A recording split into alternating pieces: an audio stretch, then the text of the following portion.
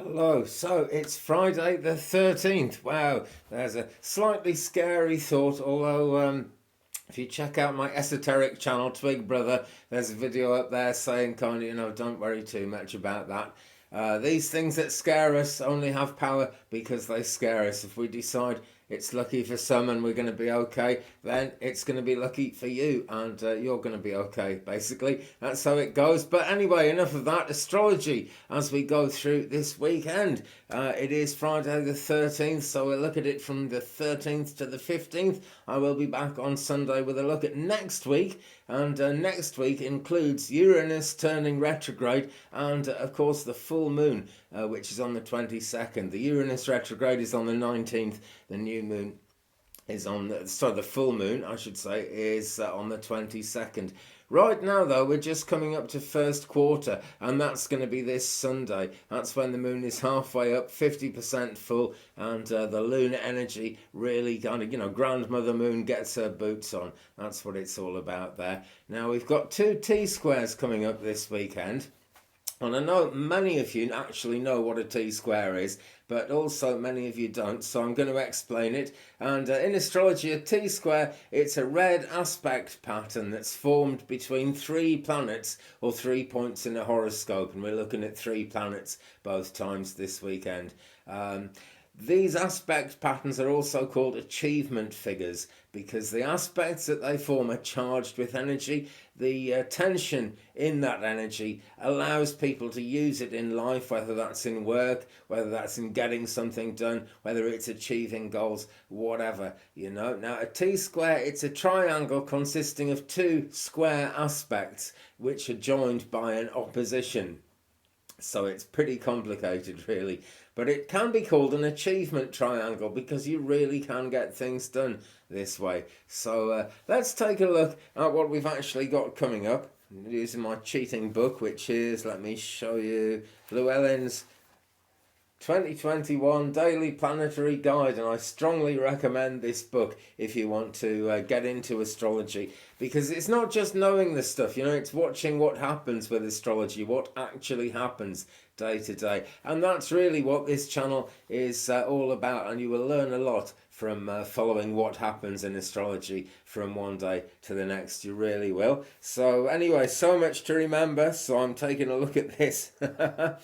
We have got a Libra moon, by the way, as we go into the weekend, and she will be entering Scorpio on the 14th, on Saturday. But right now, a Libra moon as we go into things, so we're coming from a place of balance, we're coming from a place of things, generally speaking, being okay, or at least being on the way to become okay. There's some stuff going on with Saturn as well, but we'll get to that in a minute. These T-squares first, because they're sort of the big news. They're coming towards us, so their influence is already pretty close. So on Saturday, the rather secretive Scorpio moon, and she'll just have moved into Scorpio, makes a T-square to Saturn and Uranus in the fixed signs. So it's very intransigent energy. It doesn't want you to move anywhere, really. You're going to have to kind of push against it if you want to get anything out of that. And that intransigence actually continues because there's a fixed lunar T-square on Sunday coming up to between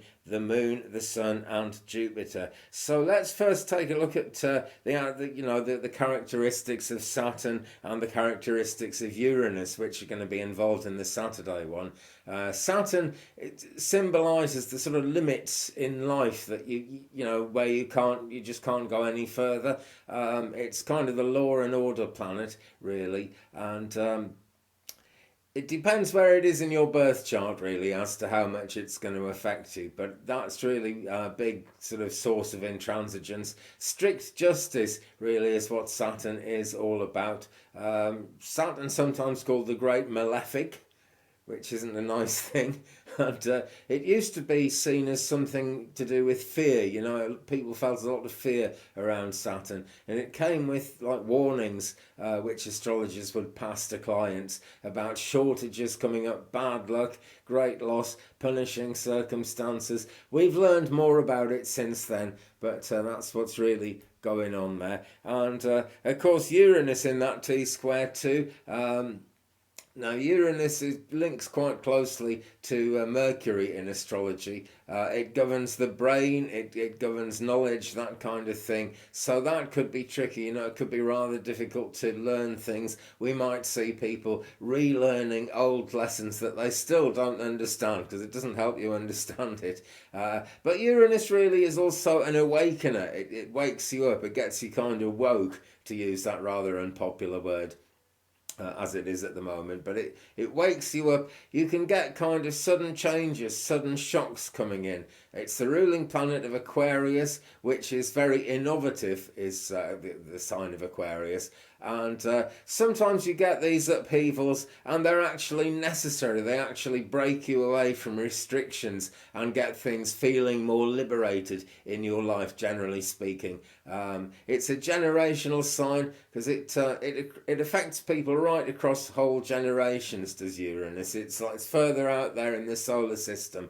The moon, being our closest heavenly body, can change what it's doing several times a day. So, you know, you can be born on the same day as somebody else and have a completely different setup going on with the moon. But as we get further out into the far reaches of the solar system, these things kind of, you know, they affect us more steadily for a longer period of time. Now the T-square is really only the case on Saturday between Saturn and Uranus, and it is going to change on Sunday. So I guess it's, you know, I'm talking about it being a long-term thing, but that's Uranus.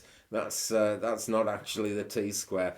On Sunday, though, right, we get another T-square between the moon and the sun and Jupiter. Now, sun and moon can work very, very well together. The sun essentially is the boss of astrology because all the light we see reflected from the other stars, from the other planets, is actually coming from the sun, as long as it's within our solar system, which is, you know, astrology is all about what goes on in our solar system and how it affects us. So all the light is coming from the sun, particularly the moon. You know, we see the moon at night in the dark sky, and apologies if you already know this, but I think it's worth saying. The light you see coming from the moon is reflected from the sun because we can't see the sun because we're on the surface and it's at night, but the moon is that much further away.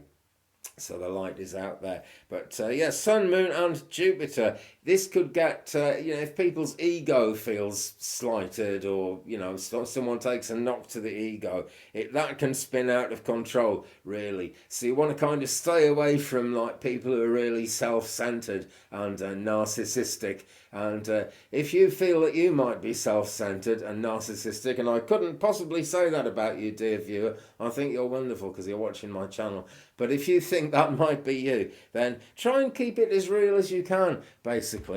Jupiter is very promising, really. It's the urge to expand and to grow, to resolve problems, to resolve the uncertainties of life, just by having faith in a higher power, you know. And I guess if you're looking at astrology, you're aware of that higher power and what can happen that way. Jupiter is the promise of all the good things in life. It's like a lucky charm, really, and you always will have something to fall back on when the going gets tough. That's the bottom line, and Jupiter in the mix is really quite positive. Okay, so that's the T-squares. Let's take a quick look at the way things stand today, just as we go into this weekend. And these are applying aspects. These are all things that are coming in at the moment. The Sun is opposite Jupiter. That's quite confrontational. You get debates happening. You get people basing their decisions on what they believe about morality and what the laws are. Now, laws are set in stone, but what people believe about morality can change from one minute to the next, and certainly changes from one person to the next, big style. So maybe legal battles are going on, maybe important court cases, maybe that's less so at the weekend. I don't know how many courts actually sit on Saturdays and Sundays, but that whole legality thing is happening. But we have got a Libra moon right this minute on Friday the 13th as I'm doing this. We've got a Libra moon which is going to go void in Libra and actually then enter Scorpio tomorrow, Saturday. That Libra moon is square Pluto at the moment, so basic instincts, that kind of thing, jealousy, territoriality are in the air, could easily get aroused. So, with that in mind, it's a time for change, it's a time for cleanups, and some people use their power strategically, particularly if that's sexual power. And we'll look at Mercury as well, which is our next closest heavenly body. Mercury is conjunct Mars. Ooh, and so a conjunct is it's not the most positive alignment. It's a bit of a battling sort of a thing, really. And Mars, wow, you know, some quite warlike, some quite hostile energy around with Mars. But Mercury conjuncting Mars, Mercury being an intellectual, a thinking kind of a planet, means that problem solving activities are going on. They just get intense, you know. So do take your time to solve problems. Don't, you know, there'll be this temptation to rush into it, but just give it plenty of time. On the plus side, communication is direct, communication is honest. The only place you're really likely to see challenges which you can't get over is in transport, you know, anything to do with communication, which is what Mercury is all about. So, you know, if an emergency comes up, if something like that comes up, take your time, think it through. You will be able to get there, absolutely for sure. And plan journeys carefully. That's really the only way to make sure that the flow of life goes on in a happy sort of way and things work out the way they're supposed to work out, really. But there you go, friends. There is a look at this weekend. If you'd like to check out my other channel, Twig Brother, we do some kind of nice esoteric readings on there, and there's going to be a Freaky Friday reading coming up later today. That's going to be live at 3 p.m. Central, 9 p.m. USA time, and also tonight on Twig Brother, live psychic and mediumship readings, and, you know, tarot readings, oracle readings. We go live and we see who comes into the chat, and we try and read for them. So do check out the Twig Brother channel. Meanwhile, if you've enjoyed this, friends, please do hit the subscribe button. It helps the algorithm, it helps boost the channel, and this is a very young channel. We're on, I think, 207 subscribers at the moment, and big thanks to you if you've already subscribed. I appreciate it. But guys, if you haven't yet, do hit the subscribe button. You'll see loads more of these videos coming up,